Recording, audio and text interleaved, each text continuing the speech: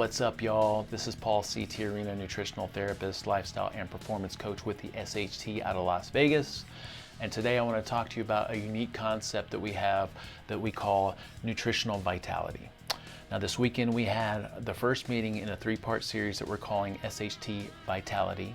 And the reason that we put this three-part series together is because we acknowledge the uncertainty that a lot of us are experiencing. And we feel like the best thing that we can do within uncertainty is show up being our healthiest and happiest. Because when we show up to any situation healthy, then we have a positive outlook and we have an expectation of innovation and evolution and adaptation. A definition for vitality might be the capacity for survival and the continuation of a meaningful or purposeful existence, the power to live or grow through any circumstance, and we truly believe that that power to live or grow comes from being healthy. Now, there's a lot of things that we can focus on for health, and we have what we call our foundations for health, but we chose to focus on three specific things for this three-part series. The first one being real food, the second one being optimizing sleep, and the third one being cultivating a meditation and mindfulness practice. Real food and sleep we feel like are going to give us the biggest bang for buck when it comes to looking, feeling, and performing amazing and having good health markers. And then meditation and mindfulness will give us this capacity to notice and work with things like anxiety and depression and stress and apprehension and all the different things, emotional and mental states that come over us on a daily basis. Now, focusing on nutritional vitality, which is the first part of this three-part series. By the way, when you have nutritional vitality, you're getting everything that you want from a nutrition protocol or a real food way of eating, including being strong and resilient, looking, feeling, and performing good, being happy and emotionally stable, and having a strong immune system. The way that we cultivate nutritional vitality is through nutritional sufficiency, minimizing toxicity, and enhancing metabolic efficiency. What we know now is that people that have metabolic health issues are the people that are most susceptible to fluctuations in their environments. So what do we mean by metabolic health? It's basically the absence of metabolic syndrome. And what do we mean by metabolic syndrome? Metabolic syndrome is the cluster of symptoms including a less than ideal body composition, having high blood sugar levels or being pre-diabetic or diabetic, having high blood pressure, having inflammatory markers, having poor lipid numbers, and if you have three or more of these, you would consider being having metabolic syndrome. Now, we know from a functional perspective that insulin resistance is the thing that contributes to having metabolic syndrome and all these different symptoms. So what is insulin resistance? It's basically the pathological condition where the cells of your body are not as receptive to the signaling of insulin.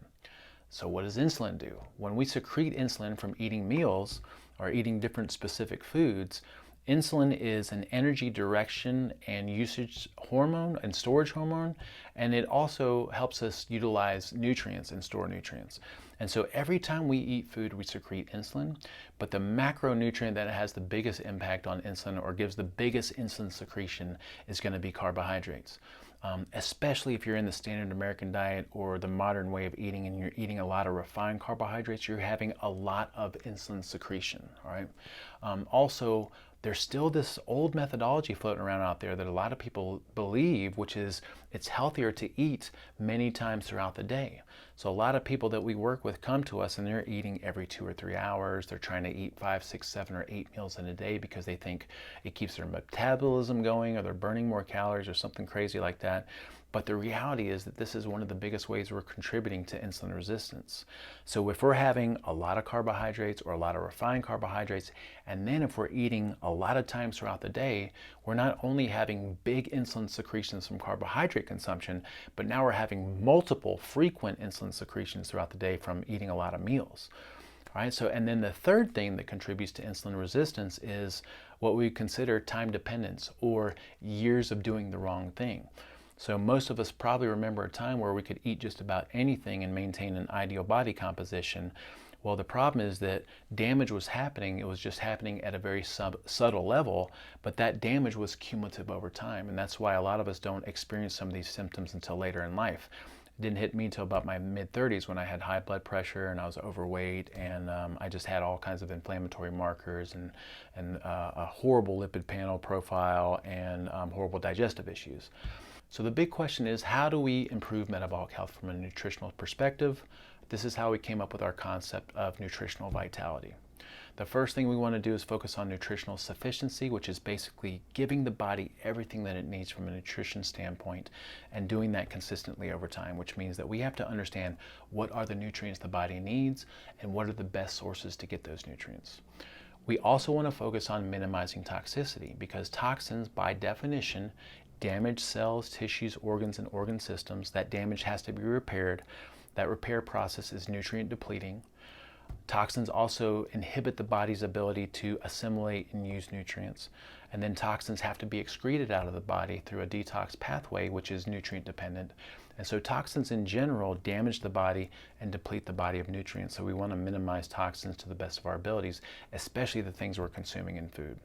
And then finally, we focused on metabolic efficiency, which is understanding how to train the body to be metabolically flexible, teaching the body how to use fat for fuel. And we do that with a lot of different methods. All right, so hopefully that was useful. If you have any questions about this whole nutritional vitality thing, let us know. Our seminar was amazing. We have some great resources associated with it. And you can always join us at our community website, which is community.superhumantransformation.com. We'll talk to y'all soon.